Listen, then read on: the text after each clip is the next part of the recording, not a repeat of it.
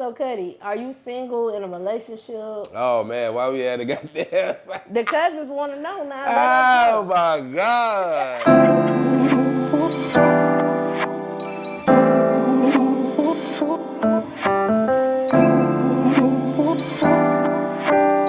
What's up, y'all? It's your girl, Goddess7, and this is Cuzn Tea Podcast, where we talking to minority entrepreneurs. We talk to creators of all genres, and we talk about all the hot topics and whatever the fuck else come to our mind. Today, y'all, I have a very, very dope individual, y'all. First of all, he is the owner of 704 Culture Awards. He the CEO of that shit. And this beautiful award that y'all voted for. Y'all see this? It's all because of this man right here. He definitely putting on for the Carolinas, y'all. He's an entrepreneur. He's an artist manager, and his artist has performed on the same stage Sexy Red, Jeezy, Boss Man, D-Lo, and Rob 49, right? Yeah, Rob 49, just to name a few, y'all. So get with him, you're going to be performing with some goddamn people now. He's also an artist himself, and he makes music for the Carolina Panthers. So them Anthem songs that y'all be hearing, that's all because of this man right here, y'all. And most importantly, he's a father first. Cutty Cutright in the building with your favorite motherfucking cousin. What's happening?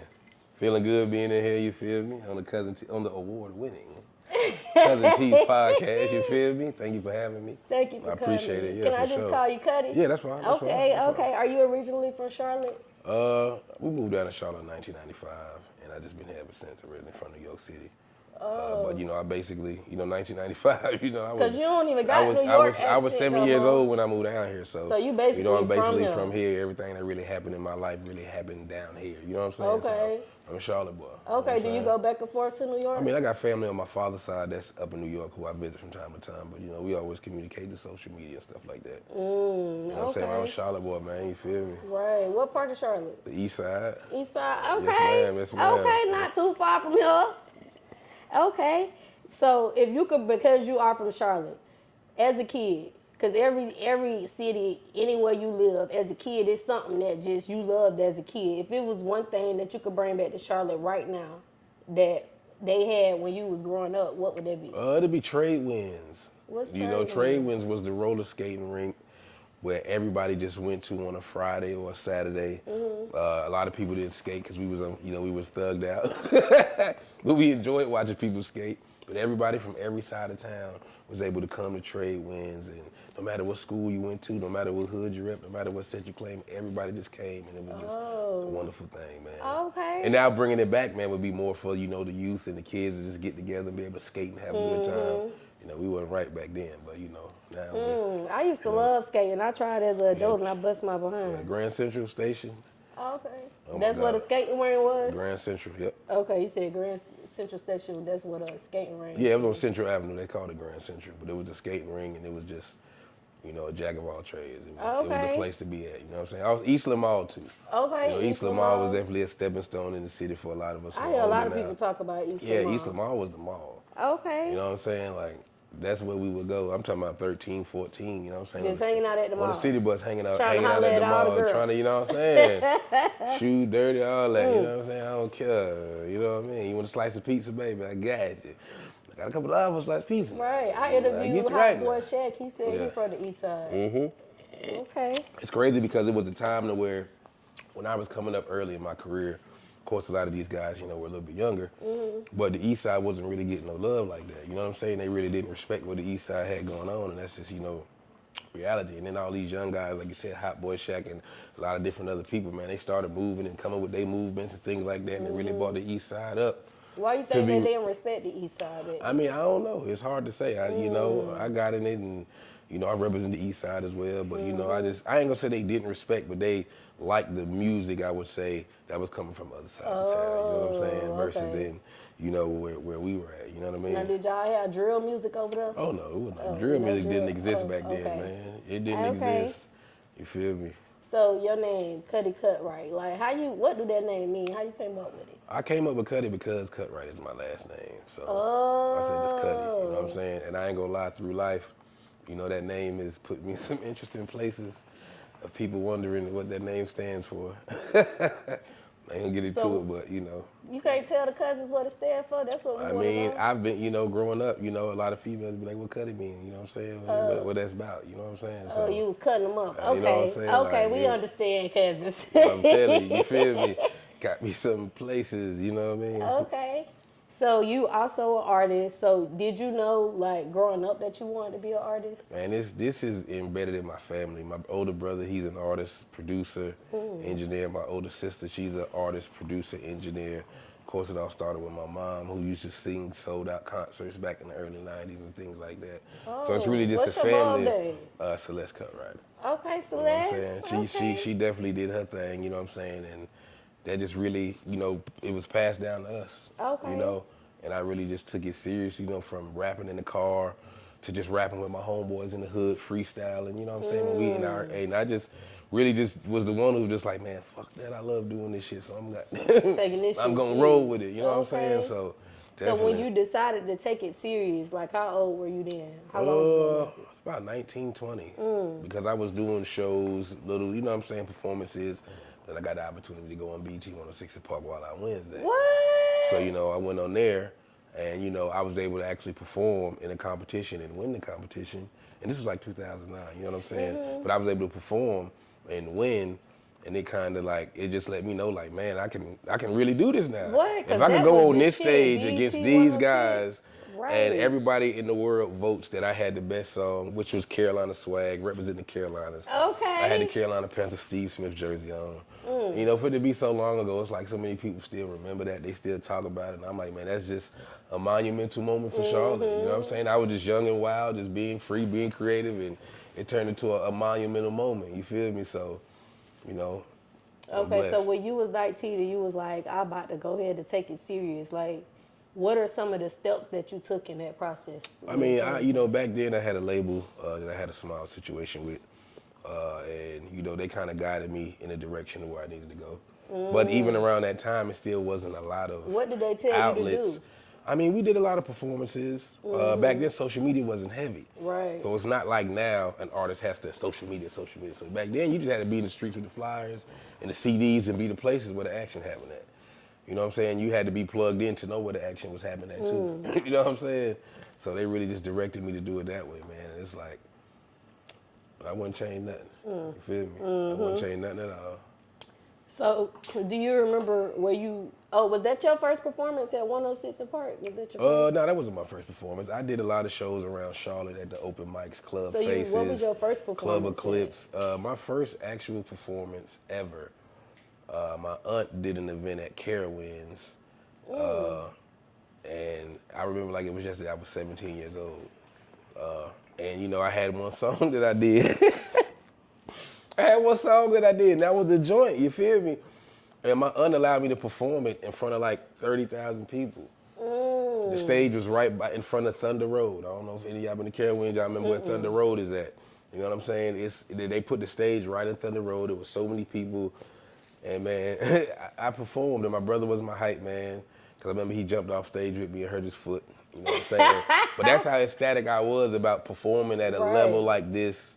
And I've just always been a fan of my first performance. That's You know what I'm great. saying? That was Now, unexpected, but how you felt inside? Was you nervous? Had anxiety? man, I've always been an outgoing person, a sociable individual, and I always feel like when I'm hit with a task or something, man, we gonna get it done. You feel me? So when you got on stage and it was 30,000 people, Yeah, I you was didn't feel lit. no type of I was nervousness? 17. I was lit. I ain't care. You was like, I'm about to rock this I'm about shit. to have fun because Okay. it's all a part of. excuse me. It's all about the process of the dream. You feel me? It's the process. Okay. So I knew from that moment, okay, I don't know how things are gonna go from here, but guess what? I'm gonna start doing this rap shit for real. A lot of my homeboys was there, and I ain't gonna lie, I remember my boy Andrew, he said the funniest shit ever because after I did that first show, it was, you know, some chicks, it was some chicks coming to take pictures, you know, just, I didn't know what the hell was going on. But my nigga said, boy, you taking pictures with them ugly girls? I'll never forget that. He said, man, you taking pictures with them ugly girls? Boy, I said, I don't care, man.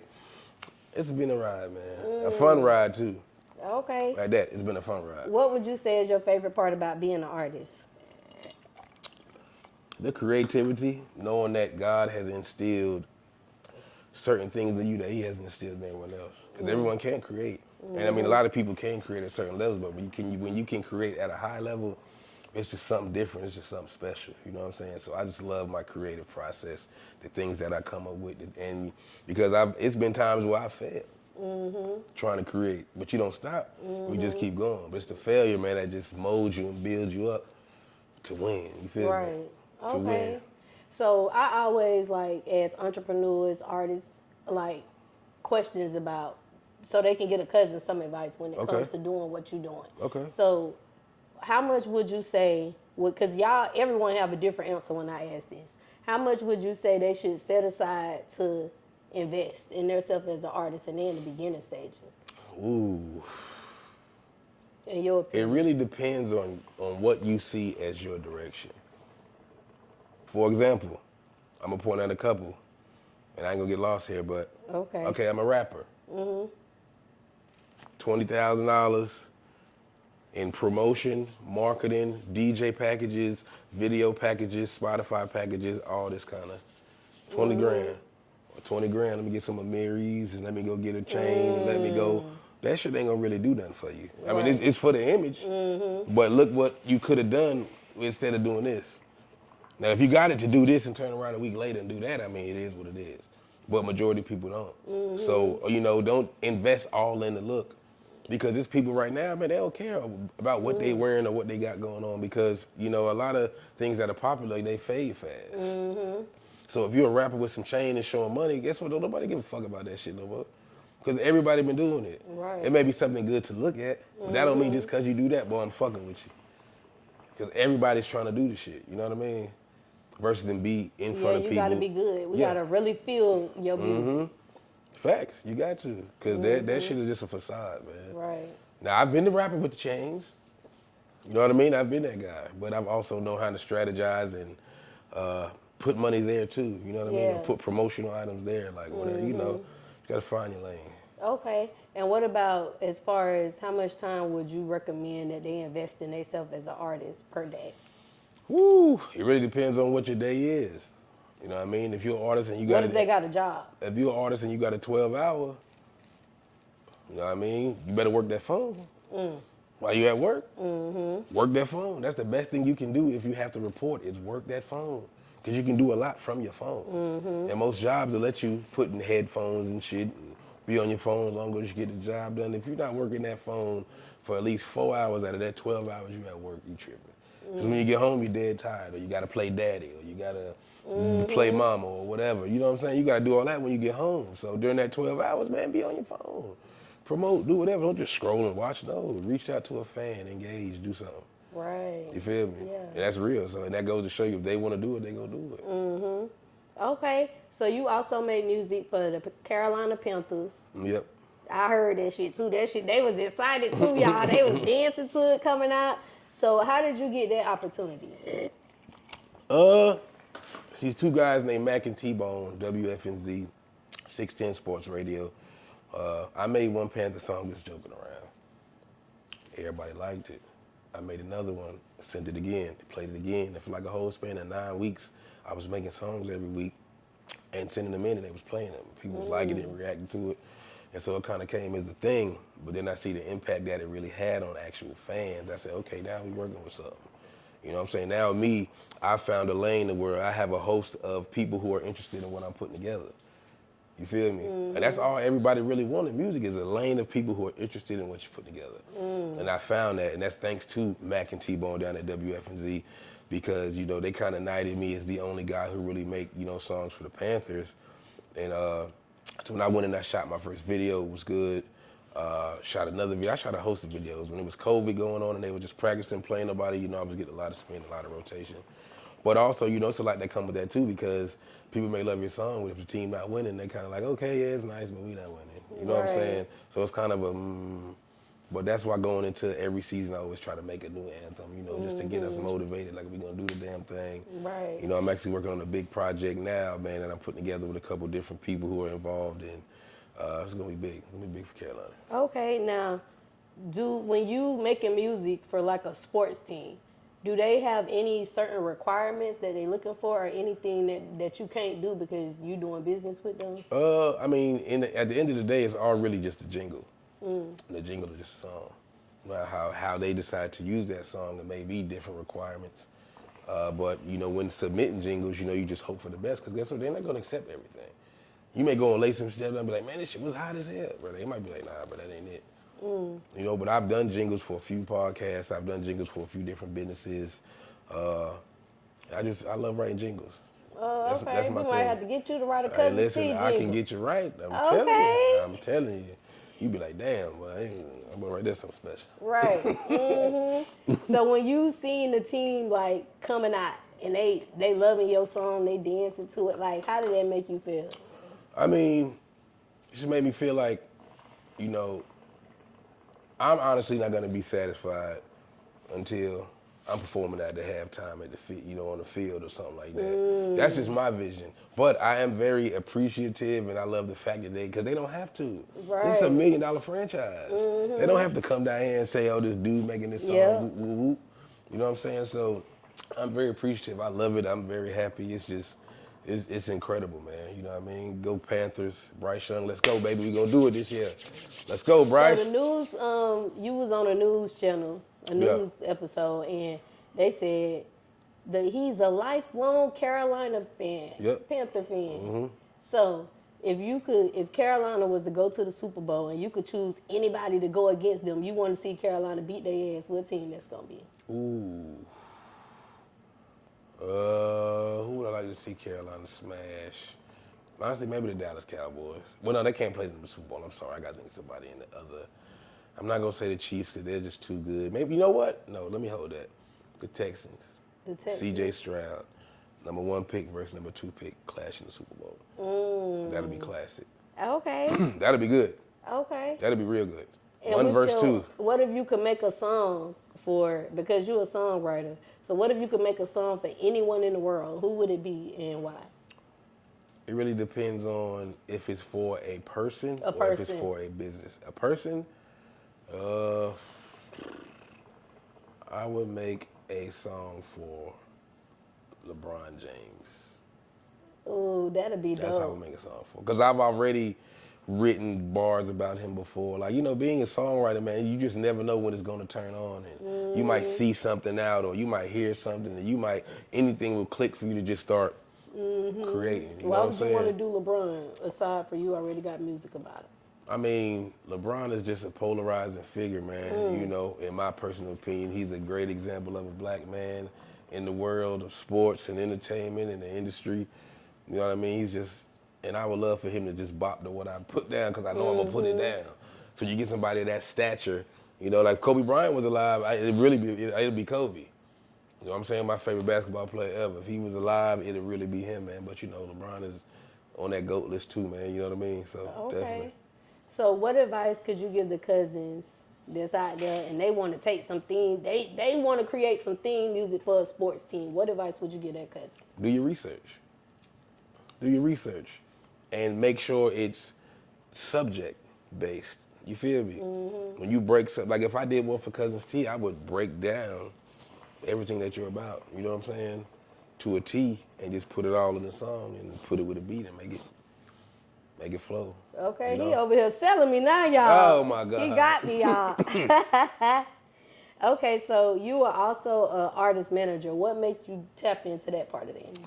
I just felt like over the years I've gained a lot of knowledge, and I had to be honest with myself at one point in time when I started acquiring things or children, you know, you start acquiring children or any other things, businesses or whatever, and you really have to look at yourself in the mirror and say, man, I don't really got time to do this full time no more. But I have all this knowledge with me, so let me see if I can find somebody that can really come under my wing and understand, you know, hey, this ain't gonna be an easy process, but there's certain things we have to do.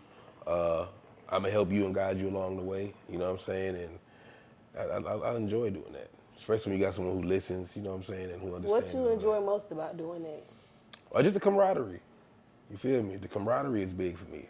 Real big. I love the camaraderie. Just all us being around together, you know, doing the music thing, you know what I'm saying? Like, how long have you been doing the management side for? For about 3 years. About 3 years. Excuse me, y'all, it's the hookah. What steps did you have to make in the beginning process of transitioning over to an artist manager for anybody that's I mean, watching? it was easy for me because I already kind of was like, okay, I'm getting traction with the Carolina Panthers, doing what we're doing with the songs and stuff. So I don't have to really be in the lane that the other rappers still have to continue to compete in. But what did Because you I do? found What's my the lane. steps? Huh? What's the steps? Like, I mean, it wasn't a step-by-step process, really. It was just okay. you knowing in your mind, like, hey, this part of my life may be on halt or may be over as being the mainstream rapper guy in the hip-hop category. so did you have to go look for artists or? Nah, actually, man, I was getting booked because I did a commercial for Fox for the Black and Blue Kickoff Live. That aired every game during the whole season on TV. What you did in commercial? Huh? What you did in the commercial? You know, they just shot a video of me and some Panther cards and the news analyst and all that kind of stuff. Okay. Like, yeah, it was cool. It was real cool. Okay. It was real cool. And from there, I was booked in Gastonia. My boy DJ Amizi, he booked me to host his artist night. You know what I mean? And it was a young man down there that I laid my eyes on week after week and just seeing the momentum and was that T-Bag? Yep. Seeing the momentum, seeing how everybody just it's just like when you just see something, it's like, damn, if we could make that bigger, you feel me? If we could make that impact bigger, that was just my thought. And 3-4 years later, man, I feel like we're doing all right.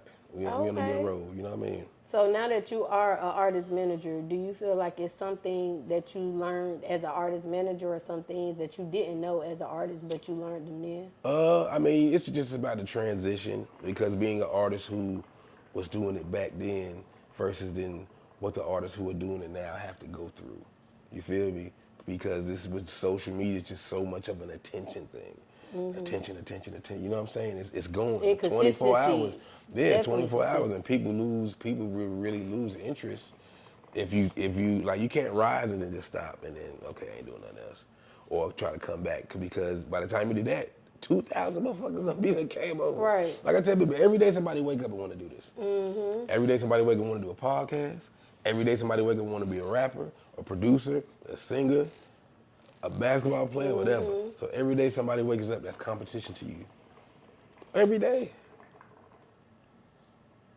When you choosing your artist, is it certain things, certain qualities that artist gotta possess in order for you to manage them? Nah, it's just about, sitting down and just being honest. Because if you got all of this going on in your life, it may not make sense. You know what I'm saying? But if you can maneuver, because life is life, but if you're able to maneuver and we can work some things out, then man, anything can happen. But you just gotta be honest, bro, from the jump. That's you find some shit out later, it's like, damn, boy, you feel me? Right. Because then it's like, damn, you could have just told me that in the You beginning. could have told me that in the beginning, and we could have, come on now. Right. You better go sit down and do that damn 8 months. You ain't say nothing about it. Log into this contract. You know what I'm saying? Right. There'd be little shit like that. So what's man. some things that would make you stop managing an artist? Like I said, it really just depends on what they have going on in their life. Because if you got something going on and then an error happens that's uncontrollable, you gotta back away. You feel me? If you go out there and you murk somebody, what can I do? You know what I'm saying? That's out of my way. That's out of my hands. But what about character traits? I mean that's something that you notice from the beginning when you're dealing with anyone, character traits. You feel me? So that's something that can go without even being said. Right. It's gonna show if you some bullshit or not. You can hide it as good as you wanna hide it. It's gonna be that one moment like, hold on, boy. Boy, Shit ain't right. Yeah, that Mr. Perfect now. Hold on now. Okay. So what tips, marketing tips, I'm gonna say, can you give the Cuzns about? Let's say they in the beginning stages. Are they thinking about I want to be a artist manager now? Like as far as marketing tips, what tips can you give them to get their artists on stages with big people? Cause your artists done been out there with Boss Man, D-Lo, like big hitters. Like, we got a big one coming up for Columbia, South Carolina. Boss Man, D-Lo, YTB, Fat, Sexy Red, Young Jeezy, Black Zach, PG Raw. My artist is on that card, man. It's just the relationship we built with a few promoters and a few people who really want to see us successful by giving opportunities like that. Because opportunities like that, you don't get that every day. You got to be working hard to get that. You got to be in a certain realm to be able to get that. And I've also tell a lot of artists, man, you got to be proven on stage too. You got to prove that you can perform in front of all these people. You don't know if you're gonna go out there and lay a goose egg. When all the people looking up at you like that. And you gotta command them. Mm-hmm. Are you a commander? Right. Are you a commander? Mm-hmm. Or are you gonna get at him like, well, I'm so run my shit, DJ? Right. You make Scared shit as happen hell. or wait for shit to happen. Come on, man. Right. Okay. So for the cousins that's looking for managers, like what some qualities would you say that a manager should possess to be qualified as a great manager? You just gotta be obsessed with who you're managing in the way of I always have to find avenues and outlets for you to be successful. And I have to make sure that these avenues and outlets outdo everyone else, because at the end of the day, no matter how you look at it, it's all creative innovation competition. Mm-hmm. That's it. Creative innovative competition at the end of the day. That's all this is. You feel me? So you gotta just be obsessed, man. You gotta just, like me, I'm always on the internet searching for opportunities. I'm always looking to see if it's a decent performance, or maybe a car show, or maybe, you know, anything of that nature, any kind of little competition. It's so much going on that you don't know, like. Right. You don't know, but you gotta look. Right. You feel me? And what would you say is a good price range that for people looking to be a manager, like as far as the percentages? Because some managers charge percentages, right? Yeah, they got their 70-30 splits in some situations, which ain't bad depending on how much the manager has to cough out, because you always have to get, you know, return as well. It's always about investment, you know, and making revenue. So how can we make revenue? So the managers have to use their money too to go into their artist. I mean, in some situations, because if you have an artist that have absolutely nothing, and you want to build them up to get signed or whatever it is, you got to spend some money. You know what I'm saying? You have to spend the money. Okay. It ain't no way around it, but it's how you spend it too, though. Okay, that was some good information, because I ain't know that. Honestly, I really didn't. So that's why I wanted to ask you. What's your thoughts? Because usually I ask artists this question. I always ask them, do they want to be independent or get signed, and why? They all have different answers. As a manager, what's your thoughts on an artist getting signed to a big label versus them remaining independent? I mean, it really depends on what's the definition of remaining independent. If it's just you by yourself and I'm independent, what the fuck? You better go take the opportunity. That may not be in your beneficial favor at first, but if you work it the right way, it may can even out and pan out. You know what I'm saying? So for some people, a label is good. For some people, these dudes got all this drug money and all this scam money and all of that. Man, they starting labels and LLCs now and really doing it independent. You know what I'm saying? So, but if you get to the point where somebody say, hey, I like what you're doing, let's work on some terms, et cetera, man, why not go for it? Why not have the industry machine behind you? You can't lose once they're behind you. Right. Because you're always going up against them. And if they look over the fence and say, all right, we're going to grab you off the fence, like, come on. Now you got the machine behind you. You feel me? That's a whole different ballgame. Yeah. That could definitely help you out. And it could put you in a lot of places. You just can't sign no fucked up contract. Yeah, of course that not. Get you a lot of doors open. You got to read, because any artist right now, I'm going to give you a prime example. Somebody might, hey man, I want to sign you. If you have absolutely nothing, and it's $100,000 on the table, and you might not even read the fine print nowadays, because a lot of people are looking at, what can I do with this? I know, but you might have just sold your soul for that. Or you might not even in that context, but you might have just fucked yourself for that. But guess what? If I'm fucked up, I'm going home with $100,000 right now. I'm living in the moment. Kids, we going to Disney World. You know what I'm saying? Yeah. We go to Disney, we doing something. You know what I'm saying? That's just, and it's unfortunate, man, that it worked like that sometimes. We going to Disney World, I'm telling you. Going to Disney. Disney a good 5,000-10,000. That's what I'm saying. 5,000 gonna be for one kid though. That's what I'm saying. One kid. But they be able to say their experience. That's why I say it's different people, man. Some people won't care about signing that shit because they get their money. And they ain't got to go back to that motherfucking warehouse or that plant, you know what I'm saying, or that bullshit ass job. They ain't got to go back there. Right. They good. And it also come with 100,000. You still got to go back there unless you got some hustle ambition and you know how to flip that shit. You got to stay there. Yeah, if you just a flosser, you know what I'm saying, that honey gonna be going quick. You gonna be down to 18, like, boy, god damn. I'm down to 18 and I ain't got nothing to show for it. Never bought that a beer. And they got to change, you know what I'm saying? They got that Hellcat outside, boy, I'm telling you. It's crazy. What would you say makes an artist a great artist? Ooh, what makes an artist a great artist? Hey cousins, it's your girl Goddess7, and listen, this commercial break is actually sponsored by me. Y'all make sure y'all go to Amazon and get this manifestation journal, 369 21-day manifestation journal. I'm gonna help you manifest all of your dreams, everything that you're inspiring. I'm gonna help you get there. I'm gonna guide you in this journal. Make sure y'all go check out Amazon Prime. The link is in the description. Go get your journal. A lot of people don't practice, you know? Like I look at open mic showcases as practice. That's just my opinion. You know, those are practice. You have those to sharpen your knife. But if you just been doing that for 5 years, man, you can't expect nobody to really take you serious. What other opportunities have you decided to sacrifice your money and take and do and get on this show or that show? Like you said, even pour into social media, you know what I mean? Like, practice, man. Practice, practice, practice. I practice, you know what I mean? Right. How often you practice? I say about 2-3 times a week, just to sharpen my knife. You know what I mean? I might write something that may never get released, but I took the time to write it, and just to make sure I'm still always sharp. You feel me? There's nothing wrong with that. Okay. Because I've been a big believer of what you do with your 24 hours really matters. What you do really matters, and it goes to show where you want to go, where you want to be, but what you do with your 24 hours. So you also the CEO of 704 Culture Awards again. Yeah, the 704 Culture Hip Hop Awards, man. Listen, I remember okay, so let's just rewind. At first, in 2019, it was the Charlotte People's Choice Awards. 2020, before COVID hit, it was the same thing. But I took a year off, and I came back with the first annual 704 Culture Hip Hop Awards, which built up a lot of hype, because you know, it's other award shows in the city as well that's been around for years, man. You know, glorious award shows, you know, and me just bringing some new flavor, just something new, man, to Charlotte, man, which gives, you know, more people the opportunity to be a part of it. And like I said, the first year, man, it was real good as far as in establishment, even though it was a loss.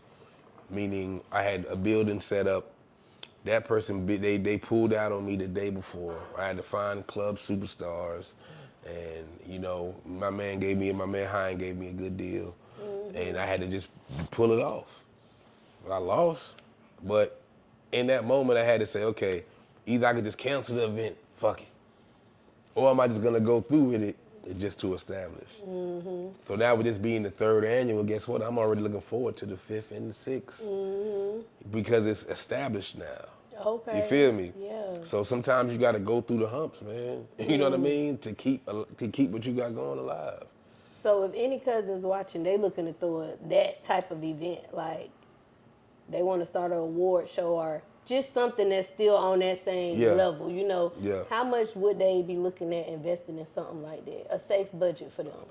This is their first event. I mean, it's hard to say what a safe budget would be because it's on how big you want it, how elegant you want it. Well, let's say they want something like the 704 Culture. As you go, you're going to just decide to add more things to your show depending on who you are. I mean, like I said, it's hard to give a number. Because someone can go as crazy as 10, 20,000. Well, let's say minimum. What should they have to start off with minimum? Will 5,000 be safe or maybe? I mean, yeah, that's a safe. 5,000 is safe. Okay. Depending on everything that you bring to the award show. You feel me? If you're gonna have the lights and the smoking this and this, that, and that's why I'm telling you, year 5. We just finished year 3. We're gonna go to year 4, but year 5, man, I got some crazy plans for year 5. Okay. And that's 2026, and I'm already there with the plans for year 5 for the award show. You know what I'm saying? So what you love most about doing the 704 Culture Awards? Just giving everybody an opportunity to either be nominated or either come out, you know, because it's not a lot of opportunity for people to come out and be on a professional level, if that makes any sense. For everybody to get together and come to an award show, and it's a nice gathering. Like I said, we had the freestyle, we had the cypher, we had the battle rap, which was real good. It was like the BET Awards, y'all. But see, I based my motto off that, you know, once I get the actual space and all of that, it's going to be just like that. I was like, girl, we had the BET Awards.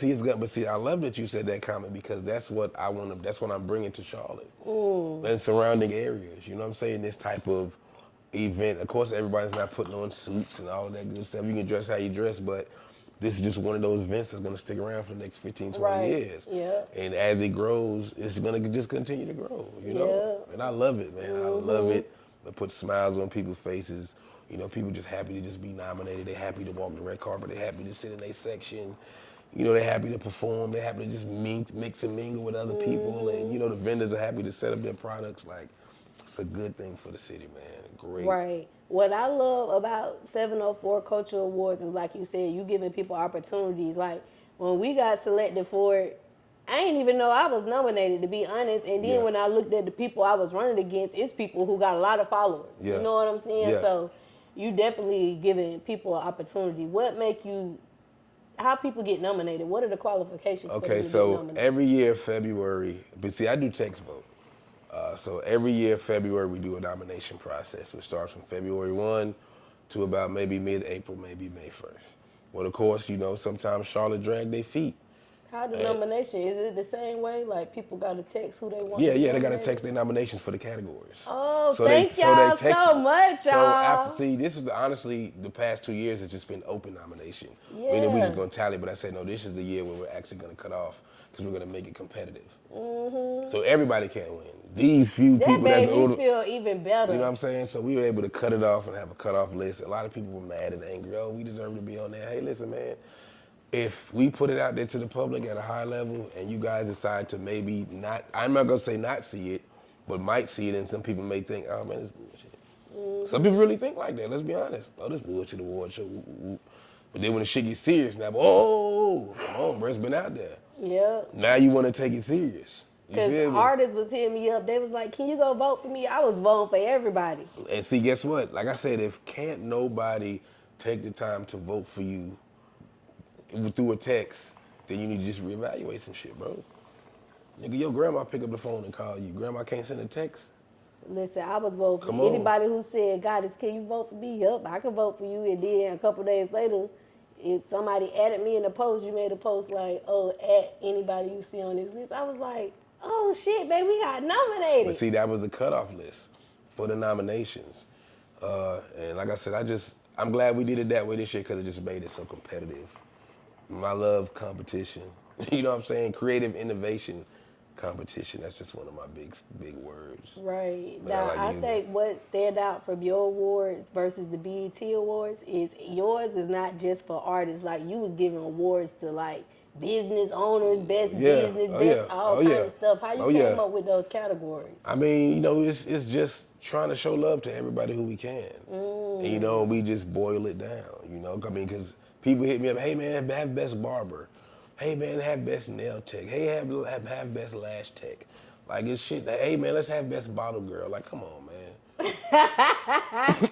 Can you tell Cuzn some of the categories that you have at the event? Of course, best male artist, best female artist, best R&B, best podcast, best small business, hottest youngin', best clothing line. That's just to name a few. But like I said, we just try to, every year I try to keep the same categories. I don't try to switch it up. Because sometimes the opinion of people will try to make you forced to change. I'm not changing nothing. Right. These are just the categories. Right. You feel me? Every year. What made you decide to do the Legends Award? I just felt like a lot of people don't really get their flowers, man. Or it's been opportunities for them to get their flowers, but they haven't been given. You know what I mean? They haven't been given. So guess what? We giving everybody something. You know what I'm saying? And people who really put in work in the community, work in the industry, they deserve to be honored. You know what I'm saying? So we hand select, you know what I mean? Who deserves? Of course, I make the final say so. But I've been around for a long time to know who really deserves to be honored. And some people, man, they don't respect the honor. DJ Chuck T was grateful to get that award. Oh yeah, definitely, man. Shout out to the OG Chuck T. Definitely, you know, I've been rocking with him, man, for almost 20 plus. As far as in just, you know, him being a big dog on the scene, and you know, he was around before social media. That's why I have a lot of respect for him, because he was putting in work way before social media. You feel me? Way before. What would you say makes a person a legend? The time that you put in, but also how you move, and also what you do. For example, I'm gonna give No Limit Larry. He was one of our honorees. You know what I mean? I've been knowing him for a long time. He's done a lot of work in the community, one of the biggest names in Sunshine the city. Anderson too. Sunshine Anderson, unfortunately she couldn't make it. We tried to honor Anthony Hamilton. You know, he had scheduling situations. So I know sometimes when we throw out the big names, they may not could make it. But guess what? We still gonna use. I know you seen it. I didn't even know Anthony Hamilton was from Charlotte. He from North Charlotte. Yeah, I definitely. didn't know that. Yeah. Anthony, I gotta get you over here, Anthony. Now. Right, listen, I did not that's know that. that's the OG right there. Okay. But definitely for years we've been honoring so many people for years, man. And I just love, you know, because people bring their families out. People get to walk the red carpet and get interviewed about their honorees, man. It's just like the real award shows that take place on national television. And I'm trying to build it up to be something just like that. Yeah. So if I got to start with this design, it may not be the best, but as we go, guess what? We sharpen it up. We sharpen it up. What would you say made 704 Culture Awards stand out from other awards? I feel like our award show is welcome, as one thing you said, categories. But I just feel like, bro, we welcome everybody, you know, from all walks of life. Not saying anyone else shows doesn't, but, you know, when I started, I said, man, you got the BET Awards, and then you got the BET Hip Hop Awards. We the BET Hip Hop Awards. If the other awards are the BET, the Elegant, the Suits, we're the BET Hip Hop Awards. We're the Source Awards. You know what I'm saying? That's who we are, man, and that's really kind of fueled what I've done to say, man, we ain't gotta, you know what I'm saying, be sedity with what we doing, but we can still be professional, be classy at the same time, you know what I mean? Yeah, because when I came, I was like, oh, did I overdress? But then I was like, hell no, girl, do your shit. Yeah, come on now. Everybody can really, like everybody, why you never got a no suit? For one, I ain't wearing no suit. And for two, I ain't wearing no suit. I might throw on a blazer and I when we get on a bigger level, well, you might see me in a little blazer. Yeah. You know what I'm saying? You might see me with the taco meat out of the V-neck. You know what I'm saying? You But might like see you it. said, you know what I mean? They ain't really care about all that. They was just They had a vibing good and time. enjoying themselves. Shout out to Club Superstars, man. My brother Hein, it's the third year he's allowed me to do it, man. And I love doing it there with him because he's such a real solid guy. Oh yeah, it's a beautiful look. We got all the seats and sections and to where everybody don't really gotta stand up. Yeah. So you know what I mean? It gives off that elegant look, man. That's why I love it, man. Shout out to my boy Hein, man. Superstars, Shout man. out to y'all. You feel me? No cap. So you're also a father. You're a father first. So oh yeah, definitely. Like, what tips can you give to cousins as far as prioritizing your time, like when it comes to, because you're an entrepreneur too. You got a lot going on, and you still got to be a father. Like, how do you find time to prioritize? Well, I learned with my life a few years ago that the only way that I can change the way that life is lived for me versus then how my mother had to go to work all the time. And it might have been certain shit that she missed and she, you know what I'm saying, because she had to go to work. You know, I've been an entrepreneur for a long time and I'm just basing my schedule with work around, because I'm at the age now, if I ain't at work or, you know, I might be out doing something, but I'm at the crib. My kids at the crib, you know, if they ain't with their moms or whatever, but they at the house. And I enjoy that, you know what I mean? Like being in the house, because I didn't have, my father died when I was 8 years old. Oh. So I didn't have a father growing up. And just to be a father. Was that in Charlotte? Because you moved too when you were 7. Nah. He died in New York. Oh, okay. He passed away in New York. But like I said, he not having a father growing up just really kind of molded me just to be an incredible father, because now I have the ability to put in to instill in my children real shit that I've experienced. You know what I mean? So I mean, I've had uncles, rest in peace, my Uncle Chuck, my Uncle Kenny, my Uncle Edward. I had, you know, good men in my life, you know what I'm saying, that really kind of, when they seen me, you know, told me what I need to be told or really helped out growing up. But just being a father and being on a path of my own, I'm able to really just teach my sons, you know, wrong from right, and also lift their spirits, man. Because unfortunately, it's a lot of black men that don't fuck with their kids. Man, I mean, I ain't gonna just put black men on there, but I mean, it's a lot of niggas that don't really fuck with their kids. A lot of men too. You know, we ain't just gonna put black just, you know, but it's a lot of men that. And I don't know what's going on in anybody's household, so I can't speak on anybody's situation. But I know for me personally, I'm gonna be there for my children. Yeah, and time is most important. Them kids, exactly. They love gifts and all that, but they parents just being there, that's more important than them. Yeah. My kids love coming to daddy's house. They know we getting on the game, they know daddy gonna feed us, we chilling, we might go do activity, But I've based my life off of that, because when my son was playing football, which they're gonna play again, I got to be at the games. I cannot miss that game because I got to be working for somebody else. Right. Or, you know, you might, like my son, I remember one day he had like a band recital where he got to play the drums at a solo. I'm not missing that because I got to fucking work for somebody else. Man, fuck that. I'm not missing moments. I'm big on not missing moments. All my kids would be like, yeah, nigga, you was there. I remember you in there in the crowd. You know what I'm saying? So that's real big to me. Real big. Is there any other business ventures that you want to tap into? I own a moving company, Global Moving Professional, LLC. It's been around for a minute. I worked for a lot of different delivery companies, traveling the roads up and down, you know, the states. Then I ventured off into my own. Shout out to my boy Dennis. I always shout him out. He showed me the game. I worked for his delivery company, and I studied everything I learned. And then I stepped out on my own, you know what I'm saying, to do my own moving thing. And it's great, it's still great to this day. You know what I mean? I love it. Okay. Because now I'm able to make my own schedule. Do y'all have like box trucks, cargo I mean, if we need to, we rent box trucks, but a lot of times customers just need us to, like, it's a whole bunch of categories, like a disassembly, reassembly. We need to unload our U-Haul, we need to load us up, or it's times where I've been to California in a truck. I've been to Miami, I've been to New York, Chicago, I've been everywhere around in a box truck taking a customer somewhere. So, like I said, I've been doing that for a long time on my own, so that's why I'm able to just make my own life schedule now. Like I've been doing it for so long, I know how to operate. I know when it's time to be daddy, hey, listen, either I'm gonna send the guys to go do it or it just can't be done. Right. But I'm not gonna stop being daddy for the money. What would you say is an obstacle that you had to overcome during your entrepreneurship journey, and how did you overcome that obstacle? One of my biggest things was just having the right material to execute the job. Dragging my feet, being lazy, not having moving pads, not having a bunch of dollies and drills and products and things like that I need to really execute at a high level. And so now I have all that, you know what I'm saying? I've been had it for a long time, but at the beginning it's like, man, if these people are really gonna give you a shot, you gotta come correct. You know what I'm saying? You're talking about high dollar individuals too. If they're gonna really pay you. I wish I would have been on you had this moving company so I could have put some questions together about that. Man, listen, I can tell you the one thing I can learn about the moving company, man, it's some dirty ass women in the motherfucking world, boy. Dirty ass women in the world. I'm sorry, but it's dirty ass women. People, I mean, you can go on people, but no, it's been women that I moved who have been absolutely filthy. I mean, these women are fucking gorgeous, but they live like fucking hoarders and pigs. And I'd be so shocked. I'd be like, man, ain't no way. No. It ain't no, not you. Off subject, I just did a clean out. I'll show you the pictures.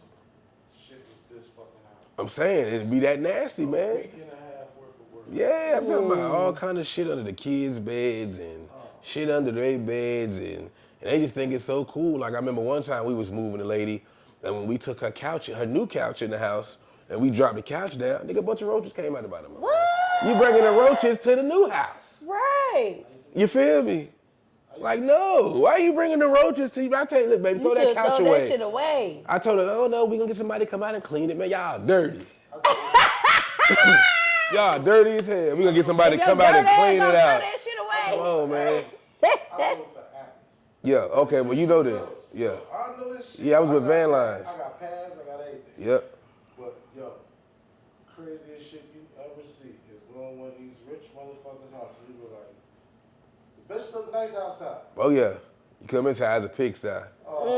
Terrible. Girl, you couldn't hire no maid. Come on. Okay. Man. What can the cousins, because you told us by 2026 we could expect the awards finna be. That shit gonna be at Panthers Stadium, nigga. Right. Panthers Stadium? I'm just joking. Oh, I hope y'all nominate me again because I want to be at the Panthers Stadium. But what about within the next year? What can the cousins expect from you? I mean, I'm gonna just be real. I'm not sure right now. Not sure. Yeah, okay. I'm not gonna just say some shit. I know going towards December is when I sit down at the drawing table with my team and we start saying, okay, we know February is approaching. So what can we add to what we already built to make it even more exclusive? Because I know I have the spot to do that. So how can we? But see, every year it's just different people are involved. That's why it's different people honored every year. When 32 Bars do the rap battle, it's different rappers every year. You know what I'm saying? That battle, it's different performers every year. Because I don't allow artists to to double back, you know, because I feel like everyone deserves a shot. Right. To be, you know, to be put on that type of platform.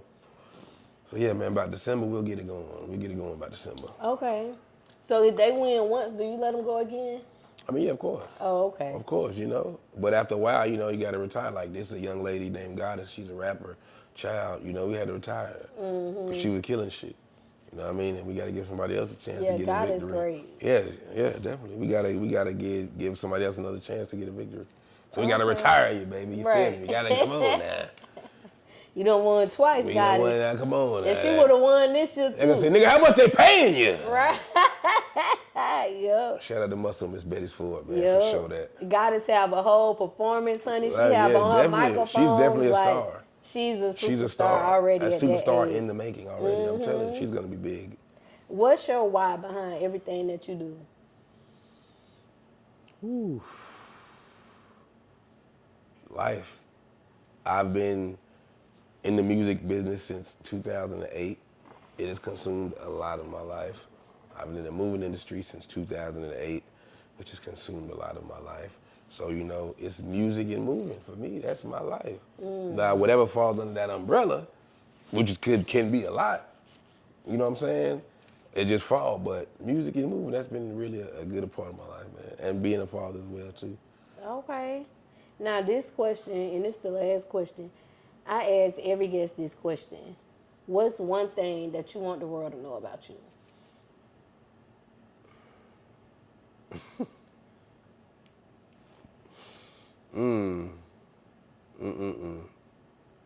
Dang, that's a hard one.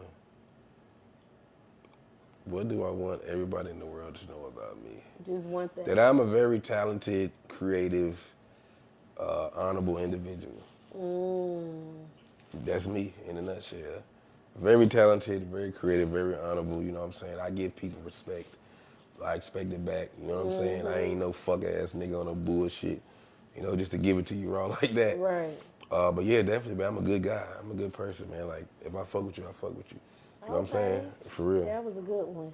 All right, y'all. So we about to get into this unfiltered tea, y'all. We're going to be right back.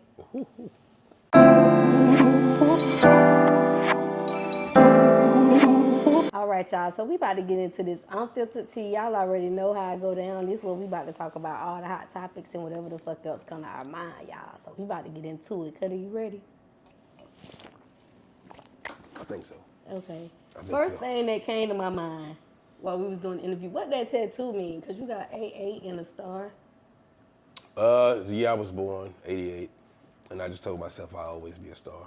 You know what I'm saying? So, Okay. 88, a star was born. Yeah. Okay. And I ain't gonna say I hate that I got it, cause that shit got a lot of different meanings to it too. But I'm telling you, people think it's the Cowboys and it's some other shit. You know what I'm saying? Some jail gang and shit. I'm like, oh nah, nigga, no. Right. I ain't with that shit, nigga. No, bro. I'm trying to 88 shake with a my star. hand, nigga. Okay, I think that's dope. Okay, so in one of your interviews, you said rappers should make more songs about catering to the women.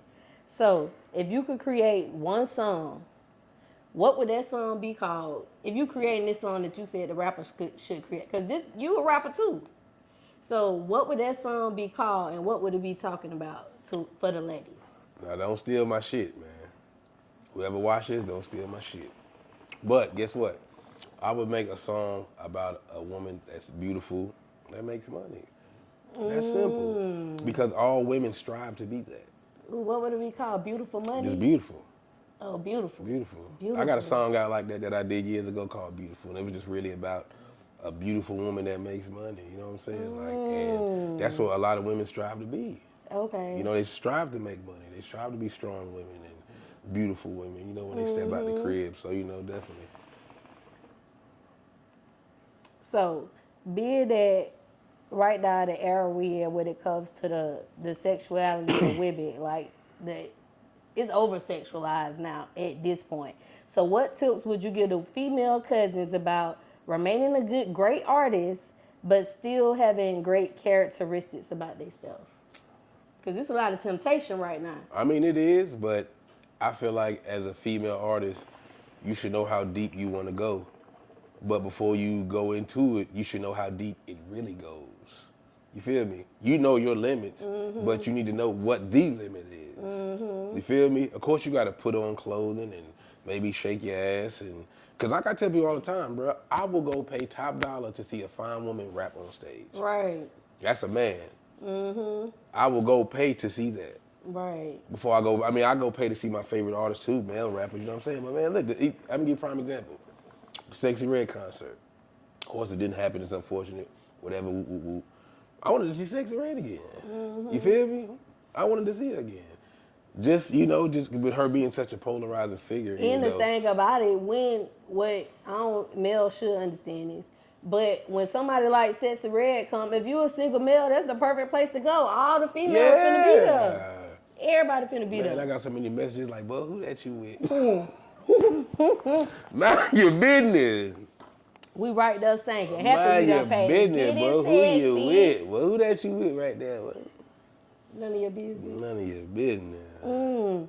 I think Nicki Minaj would be a good example of that because, of course, she got to dress. You know how she dressed. She got to be all out sexy. But one thing that I admire about Nicki is that in spite of all these niggas she been around, we ain't never heard shit about her being a hoe. Yeah, definitely. Like, see, it's about, she's not a weak woman.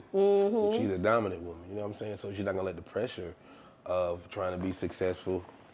I can only speak on what I know, you know what I mean? But from what I've seen on TV or whatever, or the internet, she's definitely a strong woman. But it really is on the category that you decide to rap under too. If you want to be an R&B singer, guess what? You ain't gotta do all that shit. Right. But if you want to be a female hip-hop rapper right now, unfortunately, it's just a whole already painted picture of what this looks like.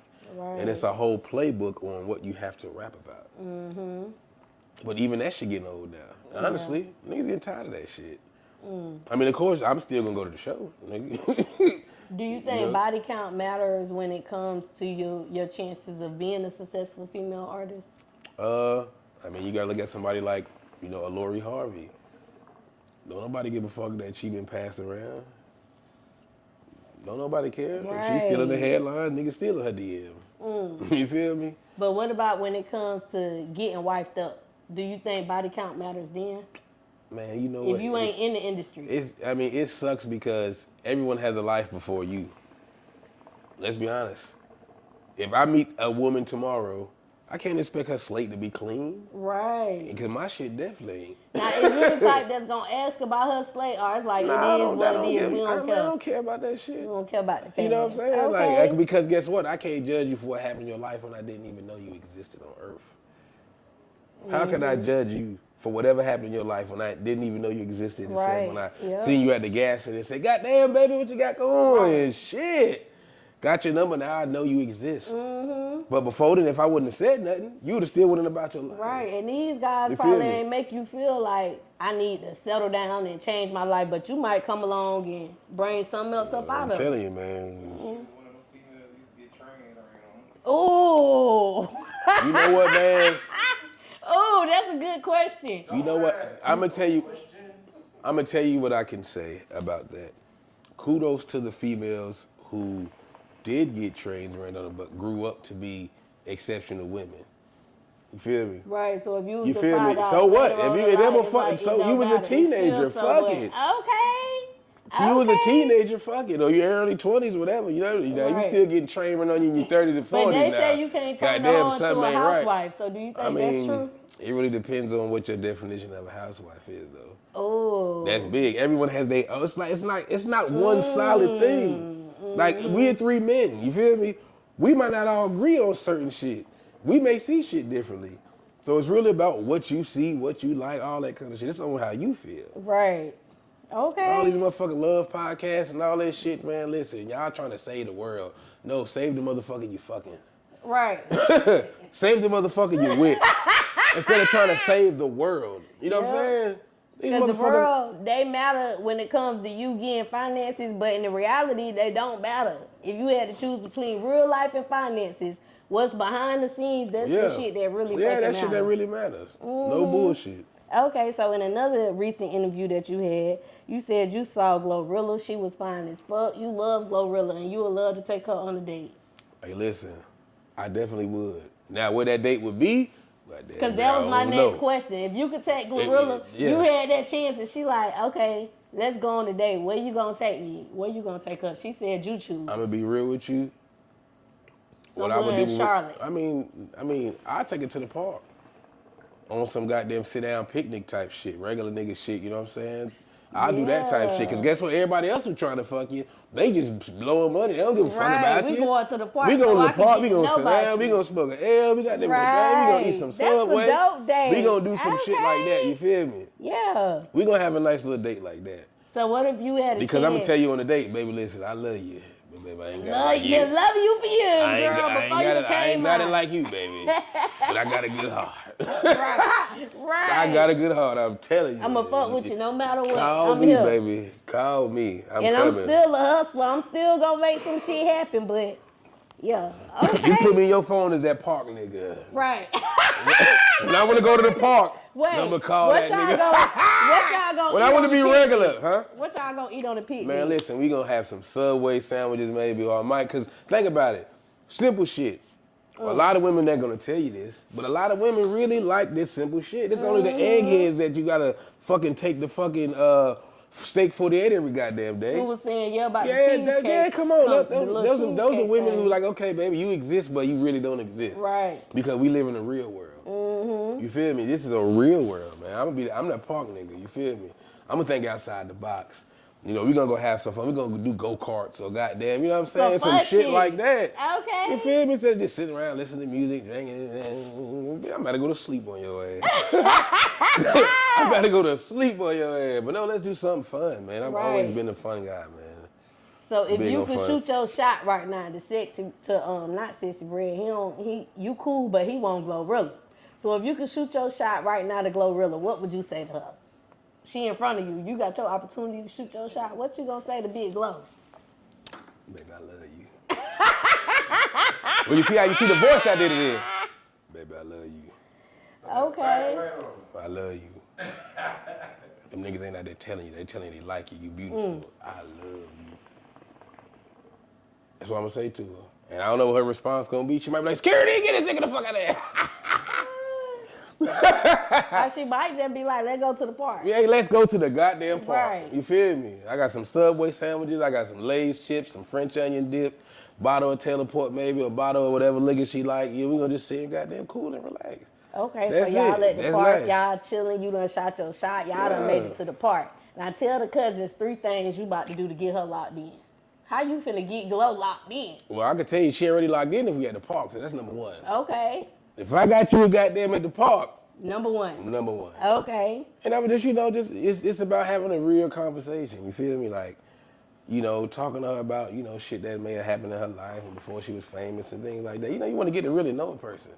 Because they say you don't know a person until you know a person. You feel me? Mm-hmm. I can come with all this glitz and glamour right now, but shit, you gotta know what the fuck happened back then maybe. At least a little bit, you know what I'm saying? Little parts and shit, but yeah. And other than that, I'd be like, look, baby, you had this last bite of this goddamn sandwich. It's the last bite, baby. That shit juicy and mayonnaise dripping and cheese and all that, baby. There you go. Okay. And she might fuck with that. This nigga gave me the last bite. He gave me She might say, nigga, check your Zelle, nigga. Check your Zelle, nigga. I'm telling you. Oh, no, she didn't, man. Okay. So, Cutty, are you single in a relationship? Oh, man, why we had a goddamn... The cousins want to know now. Oh, my God. Shit. Situationship? Nah, I'm going to be real with you right now. My allegiance is to no one but my children.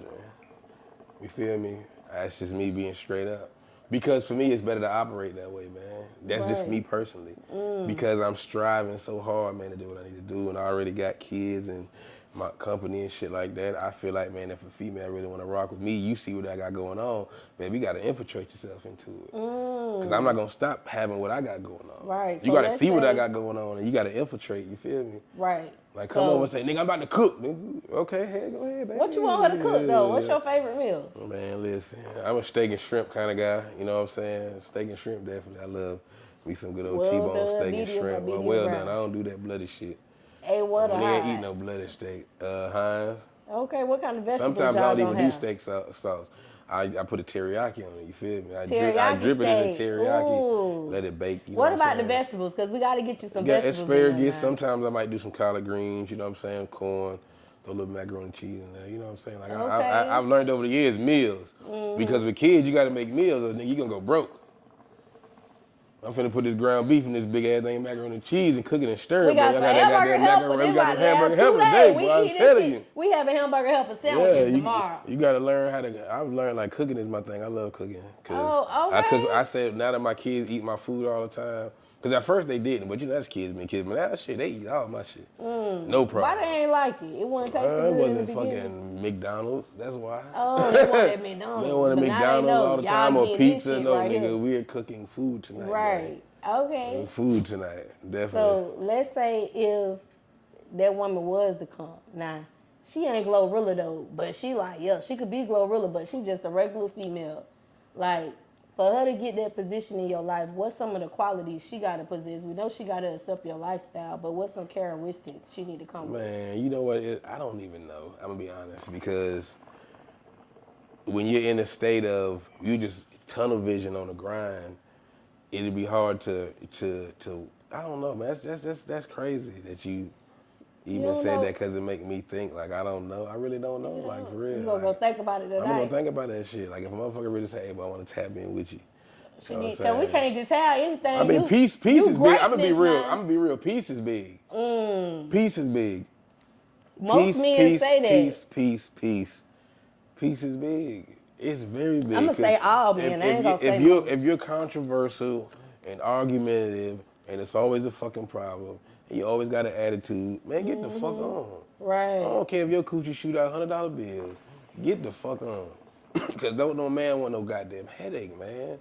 And that's not to say she can't have a problem, but Yeah, talk it can be about discussed, it communicated, and all that. But you got some who they just are argumentative, confrontational women. That's who they are. That's what they do. They gonna find something, even if it's goddamn boy. You know, you dropped a penny at my doorstep, boy. You trying to put a curse on me? You feel me? Girl, Come on with any little thing. You You feel didn't me? pick that penny up. Come on, man. Because Any look, little thing. I pick up pennies now. I pick Any up little any thing, piece though, of money you know that what I'm I saying? see, I'm picking it up. But I don't care I'm a what firm it is. believer it's a lot of good women out here in the world, it man. is. I just know me personally, I'm not ready to take on that responsibility because, Yeah. man, with my business and the music, entertainment, and my kids, man, that's just, you know what I mean? Don't get it twisted now. You know, I have friends, you know what I mean? But it's nothing like, you know, ain't no obligation type shit, you know what I mean? If I've been fucking with you, I fuck with you. We ain't got no bad blood, we cool. Right. I think I can see you in glow, though, because you done manifested that thing. Hey, listen, man, we'll see. I'm gonna let her do what she do now. What's your favorite? But girl, I'm coming. He coming, glow. What's your favorite asset on a woman, body-wise? Body-wise? I'm going to say in general. No, we ain't going to say body. What's know your what? favorite asset? Brain. Because of the type of man that I am. A lot of niggas don't give a fuck. They can have a dumb girl, or not the dumb girl, but a girl who doesn't have a lot of sense, or a girl who just like But she fine bullshit, as you know, hell. but she fine as hell. Or she might be medium, whatever. But a guy like me who's in the business, I'm gonna tell you the one thing. All of the women who I've dated since I really started doing what I've been doing, no one has ever said, hey man, let me help you, let me be an assistant, what you need help with. No one, and I know this shit like that. Even when I deal with a chick and she find out what I got going on, how can you say, how can I help this man? Right. Oh, I ain't she got ain't no looking to assistant. build Yes, it. what Because I'm we got to saying. build this empire. Come on. Yeah. I don't give Okay. a fuck about getting drunk and having sex, girl. Fuck all that. How can we build? You know what I'm saying? That's big to me, building. How can we really build? And like I said, as men, that's just certain. That's something I noticed. Like, if you don't want to build, man, we ain't gotta build. We can bullshit a little bit, but I'm gonna only be your bullshit nigga for a little bit of time. Right. Then I holler at you in a couple months, we might get bullshit again. Who really You feel me? thinking about us come along. Yeah. Because then it's going to be a wrap. But see, when you get, like, I ain't even looking, to be honest. If it happens, it happens, but I ain't looking. I'm just goddamn, you know what I'm saying? I'm rolling with the punches. But baby, if you out there, you know what I'm saying? You know what I mean? Holler at your boy. They get my suave on, you feel me? Right. Holler Okay. at your boy, you feel me? So earlier you was like, a lot of men don't well, you said it's men out. You ain't say a lot. You said it's some men out here who don't be in their kids' life at all. It's a lot. Like, would you ever hang with like a deadbeat? He ain't in his kids' lives. Nah, all of the guys that I really call my partners and brothers, man, I know that we're all good fathers. Because we conversate on the phone with each other talking shit about how hard this shit is. You know what I'm saying? We conversate with each other. We motivate each other. We talk about situations that just help us just to stay good men. You know what I mean? To stay good fathers, man. That's it. You know, because being a father is about being a leader, man. You got to lead. And I've always been a leading type. So everybody around me is good men. And I've had good examples of men. Even in the entertainment industry, I've had good examples of men who are in it but still daddy. You know what I'm saying? Because I ain't gonna lie, at the beginning, when I first started doing music, one of the things was, damn, how can I do music and still be a father? But I had to learn. I'm seeing all these other y'all niggas doing this shit, I can do it too. So that motivated you? Yeah, that motivated me. So what if somebody came across your pathway, this a dude, like, but he cool as hell, y'all done linked up, y'all probably hang out, I don't know, it might be business or whatever, and you come to find out that he's not the type of guy that be in his kid's life, would you be like, I mean, give him some words of encouragement? I would definitely talk to him about it, definitely. I would keep it, it'll be a conversation. But it's always two sides to every story. You know what I mean? Like she won't let you be in the kid's life? I feel, okay, so that's a big subject that I think about sometimes. And I say, okay, if I'm in a situation where I can't, you're not gonna let me see the kid. But I don't mean I can't go eat lunch with the kid at school. Yeah. That's the recipe that a lot of dads need to understand. If you're going through that shit, man, if you're that involved, at least know what school your kids go to, man, go eat lunch. You can do that shit 2 times a week. And you still got to see your kid, even though it's for 30 minutes. But pop up. Yeah. It's nothing really chaining you from seeing your goddamn kid unless your kid way across the country, you can't do nothing about it. Or they live here, your schedule, etc. You know what I'm saying? But man, there's no excuses. Right. Man. It's no excuses because niggas make time to fuck. Niggas make time to go to the club. Niggas make time to goddamn make plays. Niggas make time to do all of that shit, bruh. So you can make time to see your goddamn kid, nigga. Now, the being that you are a father and your kids is heavy in your life, like, is there a certain time frame that you would say a person should have before they bring that a person that they're dealing with around their kids, or something that should be going on before you bring them? I mean, it's just really the level of comfortability. You know, it ain't like, okay, I meet you, you meet me, we lay down and fuck, and the next day my kids piled up over here, we got goddamn McDonald's boxes and we playing goddamn Fortnite and all of that the next day. No. You gotta be careful with these kids, man, because you never know who people are around kids too. You never know who people are around kids. You never fucking know, man. That's why I don't even let my kids hang out with the little niggas in the neighborhood, because they be on all bullshit. These little kids like being in the house anyways, now on the phone, on TikTok, but see, on the I feel like that's, I don't know how to say it, but that's the way you keep your kids safe nowadays. I'd rather be on Fortnite or Call of Duty in the crib where you safe. Well, you out there with them niggas, they breaking in the cars and doing all kind of like dumb ass shit. Right. Got the police knocking at my door. Your son, man, no, man, I'm not repeating none of that shit. It's about not repeating. It's about breaking the cycle. You feel me? Yeah. No bullshit. What's up, y'all? It's your girl, Goddess7, and this episode is sponsored by a couple different sponsors. So y'all already know I had to shout them all out.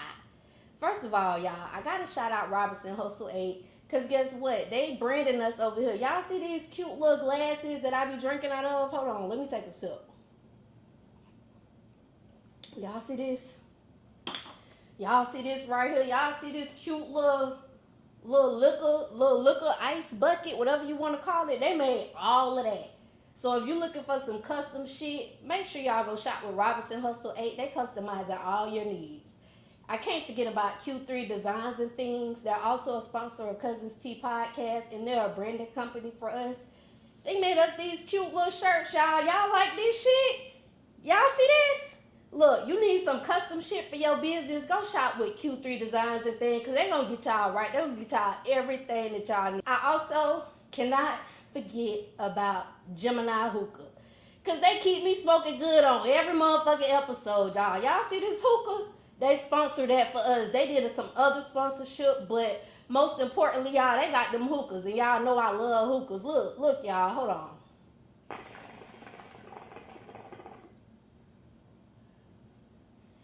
see that cloud, see how that smoke just come out real thick, real cute or whatever.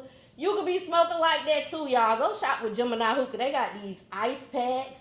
They got these portable hookah tips. You can take this thing anywhere with you. And they got hookah candles, y'all. They got different shisha flavors. They can make you anything you want. So make sure y'all go shop with Gemini Hookah, y'all. Go get y'all hookah. Until next time, cousins. Bye. Yeah, these mamas, they need a break too. You know what I mean? You gotta give these mamas a break, man, because they gonna crack, bro. And they gonna take all their anger and frustration out on the kids, man. And you can't really blame them for it because it's pent up frustration from not being able to still live life. Why do I have to sit here and deal with all this shit while you get the goddamn do what the fuck you want? We gonna make a clip about this because the ladies gonna love this. I mean, but that's true though. That's true. That's I know true. a lot You know of what I'm females saying? who feel like that. But on the flip side, for the fathers who have to go through that, you know, we feel for y'all too. Cause it's both sides. It's not just this. It's both sides. Yeah. There's some dudes that got all their kids, And the mom goddamn, hey, she out at the she club, at Magic party, City. You know what I'm fun. saying? It's like that. In some situations, that's why I say everybody's situation is just so different, man. Yeah. But give the mamas a break, man. Y'all niggas stop bullshit, man. Give them a break. Because I'm gonna tell you the fucked up thing, but funny thing that men have to realize, and I had to realize this, bro. You cannot go get your kids because you think if the kids is over there, another nigga ain't gonna come fuck. Nigga, them kids are going to bed. So even if she gotta get some dick in the bathroom, nigga, it's still gonna happen. You're not gonna stop that. So stop being bitter and go get your fucking kid. Right? Yeah. You missing out on shit trying to. Same for women. Yeah, same. Yeah, because women would be mad too. Women on it harder than that. Yeah, women would be mad as fuck. Because most dudes ain't gonna think about it. Facts. She like, she gonna get smashed. Like, in the dude head, in our head, we are automatically thinking, Somebody gonna fuck. you're gonna get smashed. So guess what? You If hear that, you don't go ladies? get your kid, she gonna lay the little nigga on a pillow, couch pillow, and they gonna go upstairs. Nigga melatoned out. Yep. Nigga sleep. Right. So what are you stopping? You're Right. stopping from you being with your child, Girl, nigga. he gonna be asleep by 9. I got that I'm melatonin. telling you, he gonna be I done asleep. took him to the park. He done I had done fun, tired played the game. All of that. Guess what? That's why I say men are losing. Men are losing with that. Come get 'em. Yeah. Whoever. Men are losing with that, man. And men gotta stop being so bitter, man. You know what I'm saying? Women Right. gotta stop being bitter too. Yeah. Well, I'm speaking for the fellas right now, man. Go get your goddamn kid, Go bro. get Because your the bun's gonna kids, get popped cousin. anyway, nigga. Right.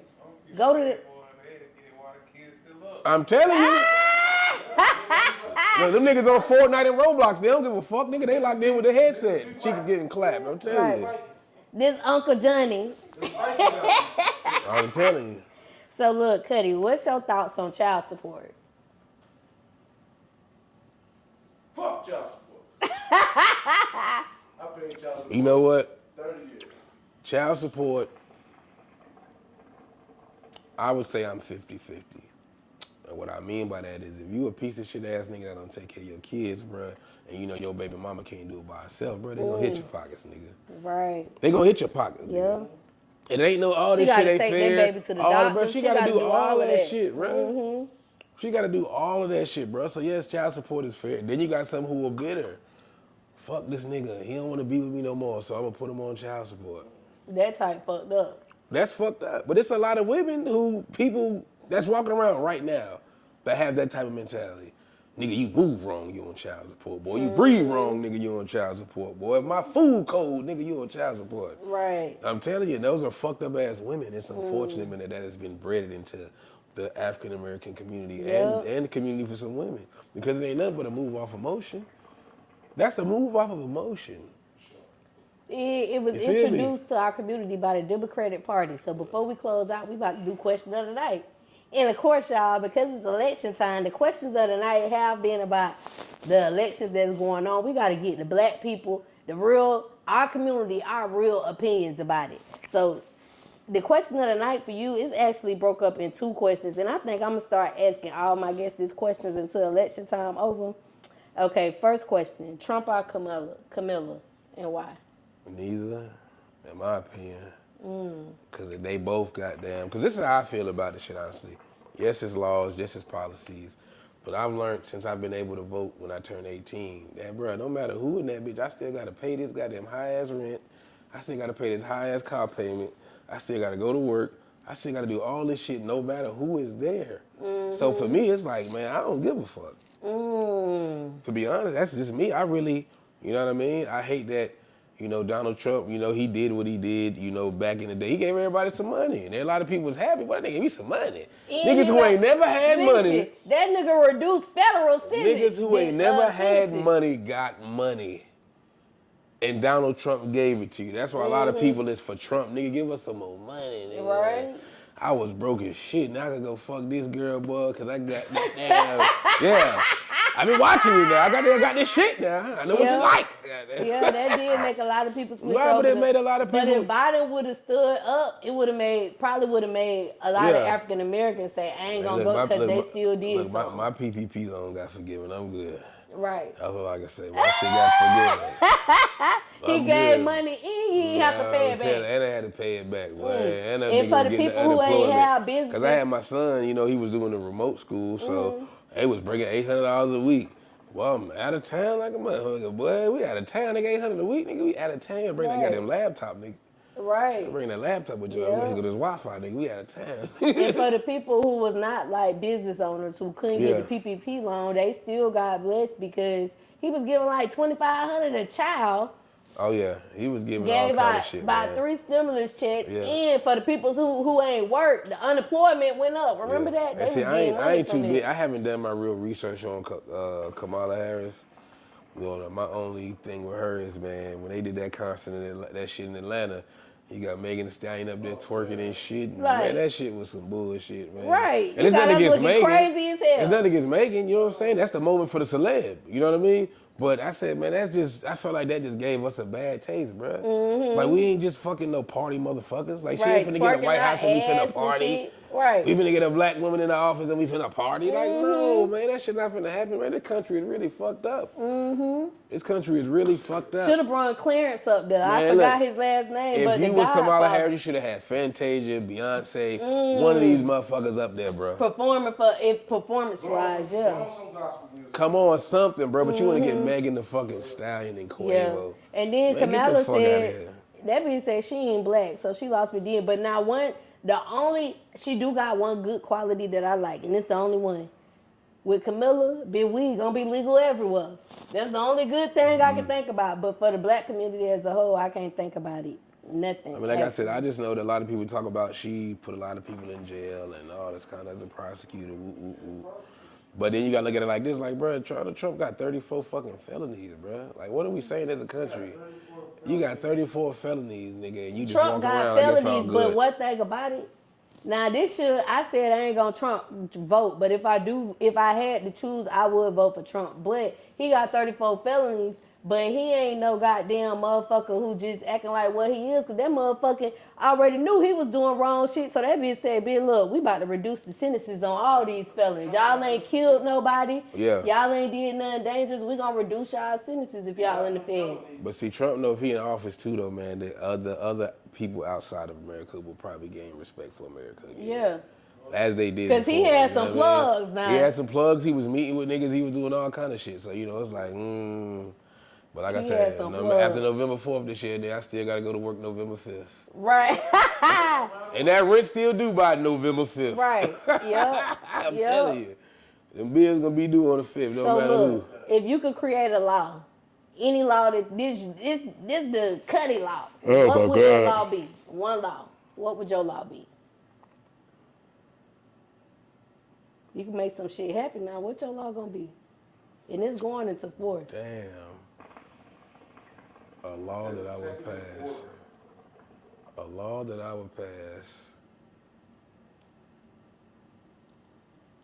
I would say instant death for pedophiles. Oh. Ain't no way around it. You touch a kid, nigga, it's over. You touch a kid, it's over. Yep. Instant. Ain't no get out on bond. Ain't no none of that. No, nigga, we about to cut your fucking head off tomorrow. Yeah. You out of here. The we about to cut your fucking head off tomorrow. Cut off, bitch. But see, in other countries, they do that shit. In other countries, man, it ain't no motherfucking sit on death row. Ain't no sit on death row for 25 years in other countries. No, nigga, next week we about to goddamn cut your head off. Right, boy. we ain't injecting you with no poison. Like the smorgasbord where they I'm telling you, cut your head off, boy. I had somebody else and they said that too. But yeah, I agree with that, bitch. You should have dealt. Yeah, don't touch no next children, week, man. bitch, tomorrow, I'm big, death yeah, sentence. that's what I'm saying. Don't touch no children, man. You fuck kids up with that shit, man. Now they whole Right. life fucked up, spin out of control because you didn't touch their ass. Shit, that's why I keep eyes on my kids, bro. Right. Y'all niggas ain't out my sight. Y'all ain't go to nobody's house but mine, nigga. Yeah, that's another thing too. We was talking about earlier, bringing people around your kids, cause you don't know with that kind of shit. You don't know Shit what they be gonna crazy. do. Okay, so before we get up out of here, Cuddy, let the cousins know where they can find you at. You can find me on Instagram at Cutty Cutright at 704 Culture Hip Hop Awards. Make sure y'all also follow my artist T-Mac. I know we didn't speak much about him today, but he'll definitely come and sit on the couch here soon. Follow him at T-MAC4SHO. Just continue to tap in with me, man, and I appreciate being here on the podcast. I mean, I had such a great time. Y'all got to tap in and come sit down. She got me in that Taylor Port. Ooh, and Glow love teleport. Look, Glow, he getting ready for you. This goddamn boy about that time, man. Glad I stay close. It's about that time. Right. Shout out to UT Mac. Definitely a dope artist, y'all. Make sure y'all go check out his music. Like he said, y'all gonna see him real soon because he dope. And y'all know I'ma always bring y'all the dope artists. Y'all already know who I am. It's your girl, Goddess7. Until next time, cousins. Bye. Hey, what's happening, man? You already know who it is, man. The big dog, Cutty Cutright in the building. I'm here at Cuzn T's podcast, man. I had such a wonderful time. Great conversation, great energy, being around great people talking about real shit. Make sure y'all watch all her episodes. Make sure y'all tap in and follow the brand. As you know, award winning, you feel me? I ain't a hookah guy, but you know that hookah was goddamn doing the thing. But you know, hey, listen, I had such a fabulous time. Make sure y'all tap in, and I'll definitely be back, man. Appreciate that.